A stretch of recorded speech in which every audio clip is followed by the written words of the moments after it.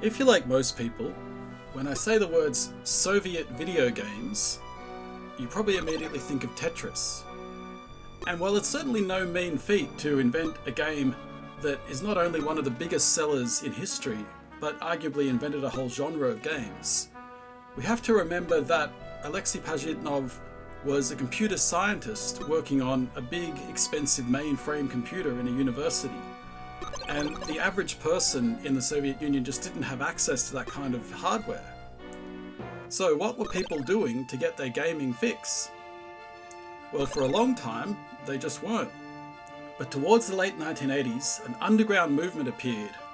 Factories that had been set up to build radios and TV sets found that they could also build computers by copying Western designs.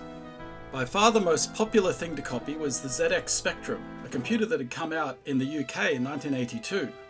The Spectrum's simple architecture made it easy to build a knockoff, and a huge range of pre-existing games and software was joined by homegrown creations from a new generation of bedroom coders.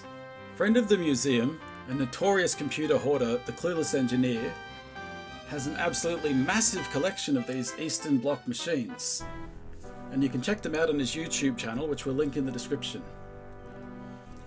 Last year he donated one of these to the Australian Computer Museum, which brings us to the Byte.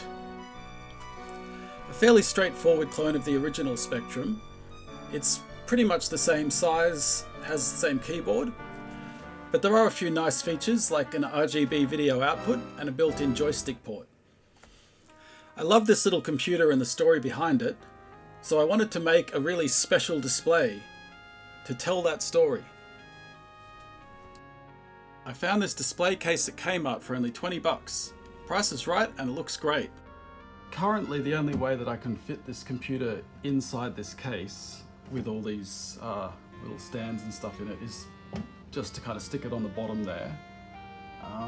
And it's not even really like, it's really just being held up by the front of the perspex there.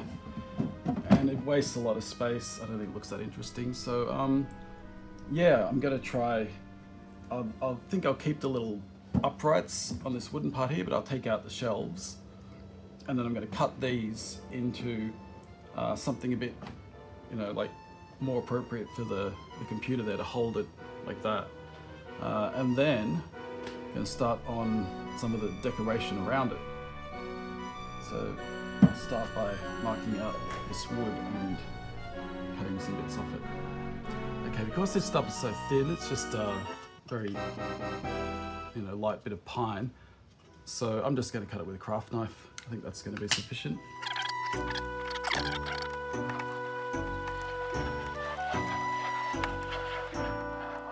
Okay, the pine turned out to be tougher than I thought, so I used a saw.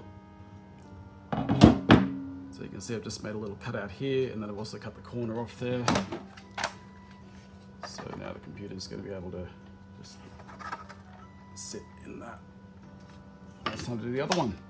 Okay, and just as easy as that, we've got a stand. Holds the computer very nice and steady.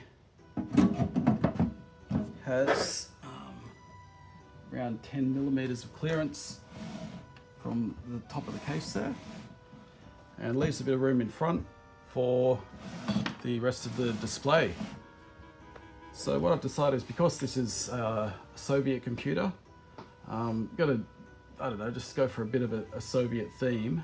And I thought, maybe I was thinking like the Iron Curtain, but that's a really hard metaphor to actually do. So I thought I'm just gonna do something like the Berlin Wall.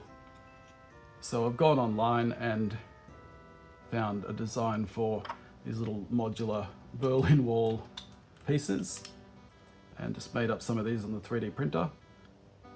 So I'll work out where to put them, stick them in front there, and then do a bit of appropriate gaming themed graffiti on them.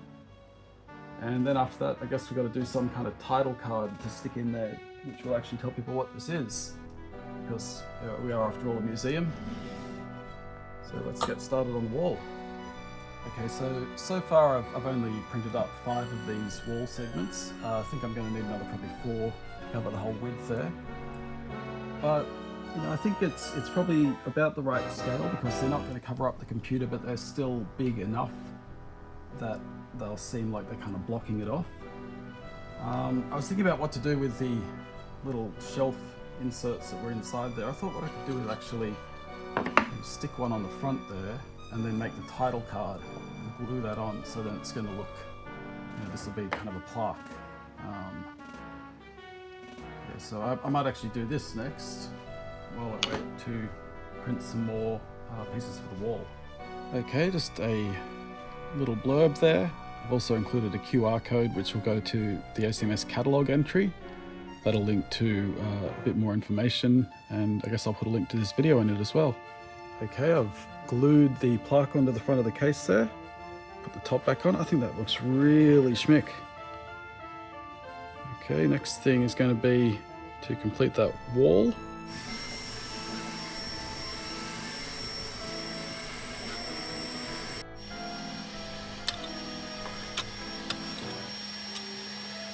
After gluing all the wall segments together, I started off with an undercoat of plain grey, and then just put a few smudges of black around it to make it look like old concrete. I drew some game characters with marker and then painted them in with model paints. Finally, I designed a little warning sign in Photoshop and printed it out, then glued it on, so you know the Stasi is watching. I stuck the completed wall inside the case, and doesn't it look great? As with everything in our videos, this is going to be on display at the museum, so if you're ever in Sydney, make sure to come in and take a look. As always, thanks for watching, don't forget to like and subscribe, and we'll see you next time.